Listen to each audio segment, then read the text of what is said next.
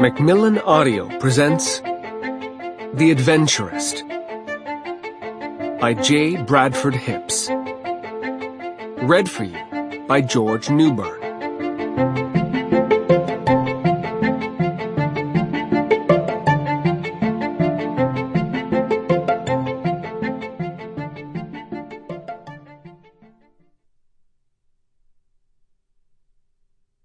Businessmen are our only metaphysicians. Walker Percy, The Moviegoer. Part 1. Chapter 1. More and more I have been thinking, what this country needs is war. Don't misunderstand, I'm not pining for another foreign adventure.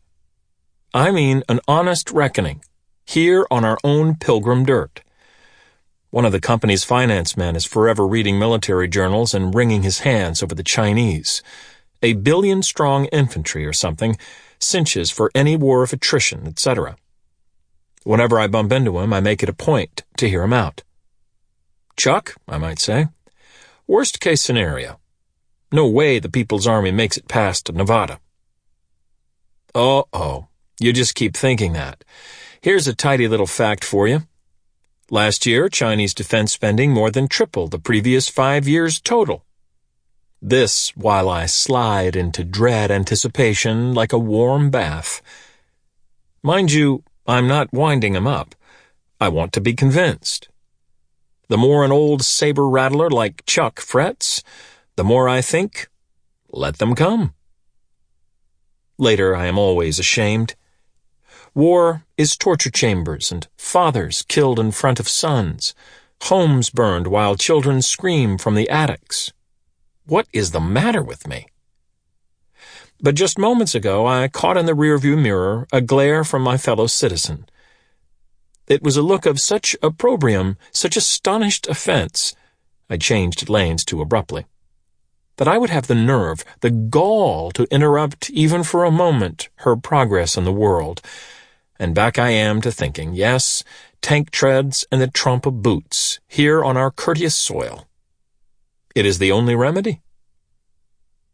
At last the cyber tower rounds into view, and I forget all about my military fantasies. This is a place anyone would be glad to work. A 30-story functionalist construction.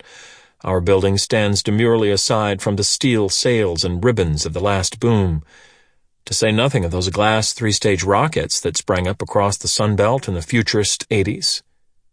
Its apartness is literal. The building is quite clearly removed from the skyline's huddle of commercial A-space. However, the difference is not more than a few blocks.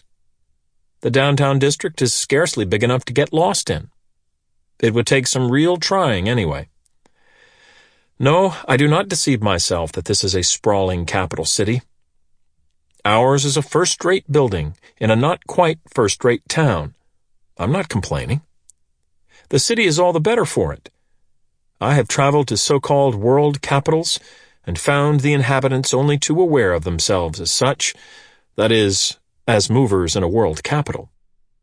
The lobby is a cavernous glass place with a red granite floor. A gigantic Christmas tree still looms in the atrium entrance. People stride for the elevators in a billow of coattails and trailing scarves. The morning light comes in like snowfall. I am especially brisk of step this morning.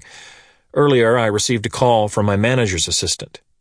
A summons at that hour, and from her, could mean only some wonderful or terrible bit of news. Except she gave nothing away. Her voice was colorless. "Keith would like a word this morning?" "Of course," said I, just as soberly. We bid each other goodbye in tones gone positively funereal. Anyone listening would think what serious business this is, to be subpoenaed by the boss. Only not really. Keith and I are friendly. Off the elevators and into a waking office. The floor plan is like an open range. Elevators in the center, offices at the perimeter, desks among low divider walls everywhere else. Our 18th-story perch is generously windowed. Sample complete. Ready to continue?